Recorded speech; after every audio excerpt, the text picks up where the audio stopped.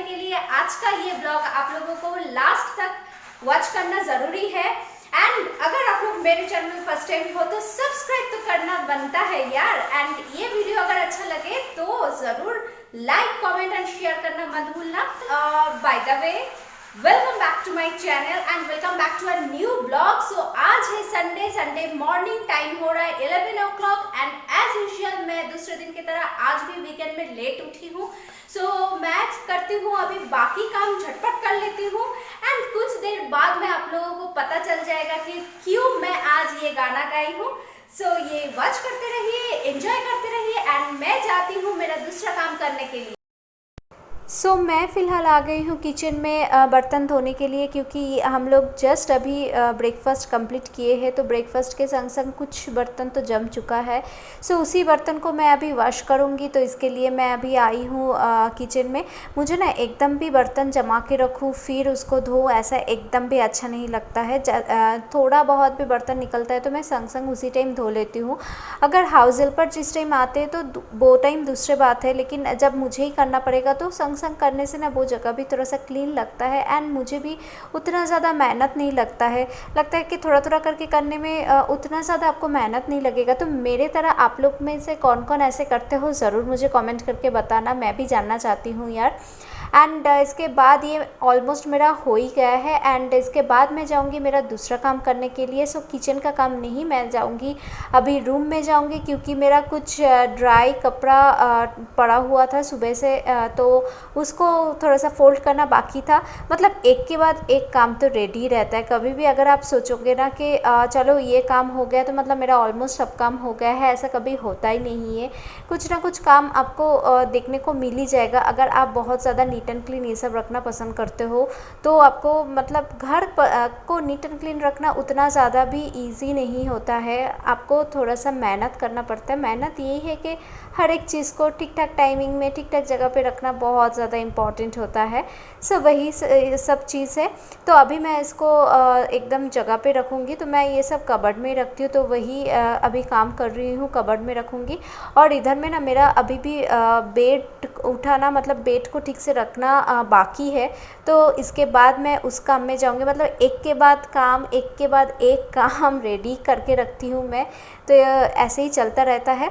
और इधर में देखिए मैं यहाँ पे बेड को सजा रही हूँ एंड उधर में सम्राट ऑलरेडी थोड़ा सा फर्नीचर साफ़ कर रहे हैं। दोनों मिलके काम कर रहे हैं। एंड सबसे प्रॉब्लम क्या होता है पता है, जब दोनों मिलके एक ही जगह पे कोई काम करते हो ना, मतलब जैसे अभी हम लोग कर रहे हैं, तो उसमें बहुत ज़्यादा प्रॉब्लम होता है। मुझे तो बहुत ज़्यादा प्रॉब्लम लगता है ये। तो मैं हमेशा सम्राट को यही बोलती हूँ कि मैं अगर ये काम कर रही हूँ तो आप दूसरी जगह पे जाके दूसरा काम कीजिए। एक ही जगह पे काम करने में मुझे बहुत ज़्यादा इरिटेटिंग लगता है। तो वही मैं सम्राट को बोलने से बाद सम्राट दूसरी जगह पे चले गए हैं दूसरा फर्नीचर क्लीन करने के लिए। सो यहाँ पे ऑलमोस्ट मेरा बेड ठीक ठाक हो ही गया है। अभी फ़िलहाल मैं करूँगी मेरा दूसरा काम। सो दूसरा काम मतलब मुझे अभी फिर से जाना पड़ेगा मेरा किचन में, क्योंकि किचन का काम सबसे ज़्यादा रहता है। तो यहाँ पे सम्राट थोड़ा सा फ़िश लेके आया था, कतला फ़िश। सो उसको मैं धो के एक बार में ही फ्राई करके रखती हूँ। तो फ्राई करने से ना क्या होता है, मछली का जो कच्चा वाला जो एक स्मेल होता है ना, वो स्मेल चला जाता है। एंड उसके बाद आप मछली जिस दिन चाहे उस दिन आप यूज़ कर सकते हो। कोई भी स्मेल या मछली ख़राब होने के चांसेस बहुत कम हो जाता है, बहुत ही कम हो जाता है। तो इधर में फिर से सम्राट आ गया है। यहाँ पे वो फर्नीचर क्लीन करने के संग संग सम्राट ये जो किचन का जो ये कैबिनेट है वो भी क्लीन करते हैं। सो जब भी मतलब ये हम लोगों का चलता ही है, अगर कोई भी फर्नीचर क्लीन कर रहा है तो उस टाइम हम लोग ये किचन का ये कैबिनेट भी थोड़ा सा क्लीन कर लेते हैं, क्योंकि हर एक चीज़ वाइट में है ना। तो वाइट चीज़ को देखने में जितना अच्छा लगता है उतना मतलब उतना आपको काम करना पड़ता है उसको मेंटेन करने के लिए, उतना ज़्यादा आपको ज़्यादा काम करना पड़ता है। सो यही सब चल रहा है अभी। सो फ़िलहाल मैं मेरा काम करती हूँ एंड आप लोग एंजॉय करते रहिए।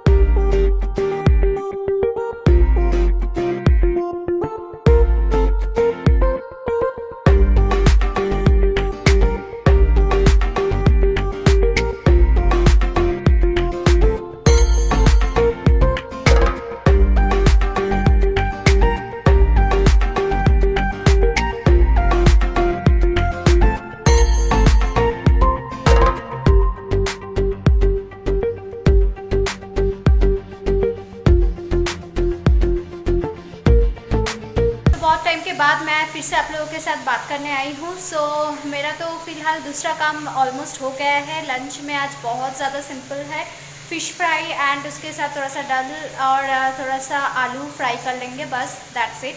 एंड यहाँ पे पता है बीच बीच में इतना ज़ोरों से हवा चल रहा है ना, इतना ज़ोरों से मतलब मस्त हवाएं चल रहा है।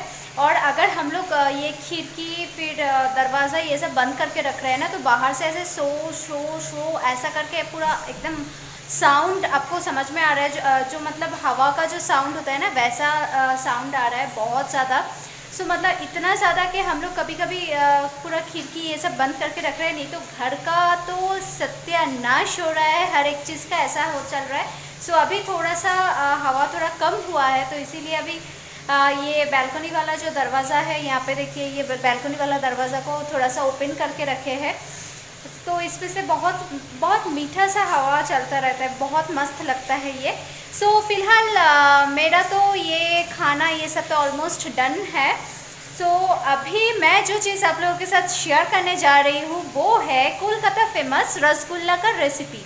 सो कोलकाता में वैसे भी हम लोग सबको ही जानते हैं, कोलकाता फेमस है मिठाई के लिए, मिष्टी दोई रसगुल्ला ये सब के लिए बहुत ज़्यादा फेमस है।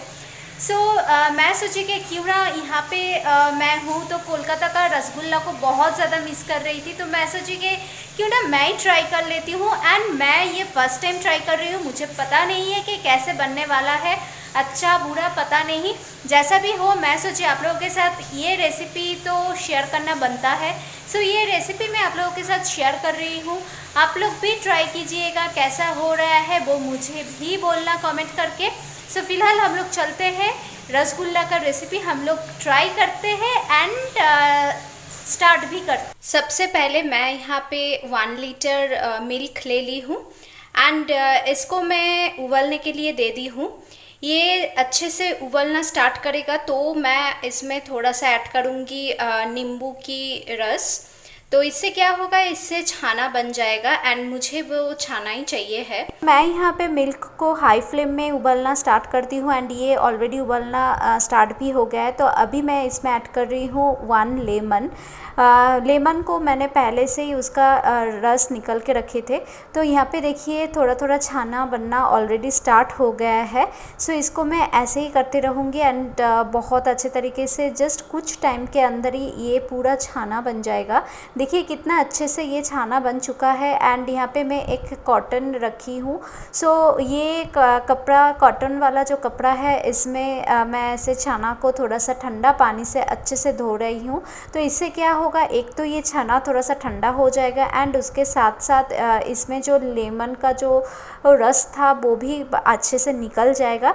सो इसको मुझे ज़्यादा नहीं पानी निकलना है, इसको जस्ट अपने हाथों से सॉफ्ट तरीके से इसको जस्ट जितना पानी निकल सके वैसे ही करना है, क्योंकि ज़्यादा आप इसको निचोड़ेंगे तो इससे क्या होगा ना, थोड़ा सा ये ज़्यादा ड्राई हो जाएगा, तो वैसा नहीं करना है। एंड ऐसे अभी इस कपड़े को अच्छे से बांध के आपके टैप के साथ 2 घंटे के लिए बांधे रखिए। एंड यहाँ पे देखिए आफ्टर 2 आवर्स ये देखिए कितना अच्छे से इसके अंदर का पूरा पानी एकदम बाहर निकल चुका है एंड ये बहुत अच्छे से, मतलब जैसे मुझे चाहिए था, ज़्यादा ड्राई भी नहीं एंड इसमें पानी भी नहीं रहेगा, ऐसा पूरा एकदम वैसा ही बन चुका है ऑलरेडी। एंड अभी अपने हाथों से इसको बहुत अच्छे से और भी ज़्यादा सॉफ्ट करना है, लाइक 15 मिनट तक मैं इसको ऐसे ही करती रहूँगी। देखिए यहाँ पे कुछ ये ज़्यादा सॉफ्ट होना ऑलरेडी स्टार्ट कर दिए हैं एंड इसको मैं एक डो बना सकती हूँ, ऐसा अभी हो गया है। तो ऐसे ही आपको 15 to 20 मिनट्स तक ऐसे ही अपने हाथों से बहुत अच्छे से इसको थोड़ा सा डो बनाना है। देखिए कितना अच्छे से डो बन चुका है एंड इससे मैं ऐसे छोटा छोटा बॉल बना रही हूँ। सो ये ऐसे एक डो से मेरा 10 बॉल बन चुका है एंड उसके बाद मैं इन हर एक बॉल को बहुत अच्छे से देखिए राउंड शेप में दे दी हूँ, एकदम रसगुल्ला का शेप आ चुका है एंड किसी में भी कोई क्रैक नहीं था। तो अभी मैं इधर में क्या कर रही हूँ, एक बोल में ऑलरेडी 1 कप शुगर ले ली हूँ एंड उसी कप के माप से 4 कप वाटर में ऐड कर दी हूँ एंड उसमें मैं थोड़ा सा इलायची ऐड कर दी हूँ। सो अभी इन सबको बहुत अच्छे से मुझे उबालना होगा, क्योंकि यहाँ पे मेन चीज़ है ये जो शुगर का जो सिरप है ये मुझे अच्छे से बनाना है। एंड ये पूरा हाई फ्लेम में होगा। तो ये ऑलरेडी बन चुका है, तो अभी मैं इसमें ये छाना का जो बॉल है वो मैं ऐड कर दे रही हूँ। एंड ये पूरा प्रोसेस हाई फ्लेम में हो रहा है। सो देखिए यहाँ पे ऐसे मुझे 5 मिनट तक रखना है। एंड 5 मिनट यहाँ पे हो चुका है। देखिए कितने अच्छे से उसका साइज भी थोड़ा सा बड़ा हो चुका है। अभी मैं इसको ढक के 10 मिनट्स के लिए बॉईल करने दूंगी, एंड वो भी हाई फ्लेम में। सो अभी इसका देखिए बहुत अच्छे से ये हो गया है, एंड टूट भी नहीं रहा है, एंड साइज़ में भी थोड़ा सा बड़ा हो रहा है। अभी ये सेम चीज़ करूँगी, ढक्कन दे के मैं इसको 5 मिनट के लिए लो फ्लेम में बॉईल करने के लिए दूंगी। तो मतलब पहले 5 मिनट हाई फ्लेम में नहीं ढक के मुझे बॉईल करना है, एंड उसके बाद 10 मिनट्स ढक के मुझे हाई फ्लेम में बॉईल करना है, एंड उसके बाद 5 मिनट्स लो फ्लेम में मुझे बॉईल करना है। तो देखिए यहाँ पे मेरा रसगुल्ला रेडी है।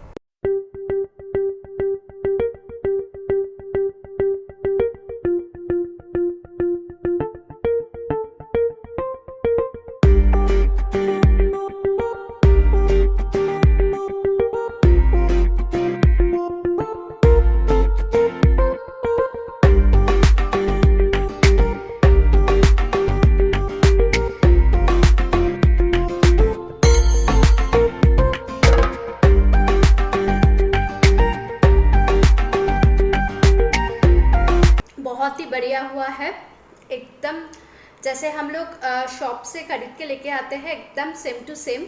एकदम पूरा लग रहा है कि मिठाई के दुकान का एकदम रसगुल्ला मैं खा रही हूँ। ज़रूर इसको आप लोग ट्राई कीजिएगा, and it's just awesome and wow. So मेरा तो रसगुल्ला बन के रेडी है, एंड वो भी हुआ है बहुत ज़्यादा यम्मी। एंड आप लोग देखे हो कि कितना ज़्यादा सॉफ्ट हुआ है, कितना ज़्यादा एकदम मक्खन जैसा ऐसे मुंह में देने से ही वो गल जा रहा है, एंड बहुत ही ऑसम हुआ है। एंड क्रैकलेस, मतलब टूट भी नहीं गया है, कुछ भी नहीं, एकदम जस्ट वाव हुआ है। आप लोग ज़रूर इसको ट्राई कीजिएगा, एंड मुझे कमेंट करके बोलना मत भूलना कि कैसा लगा।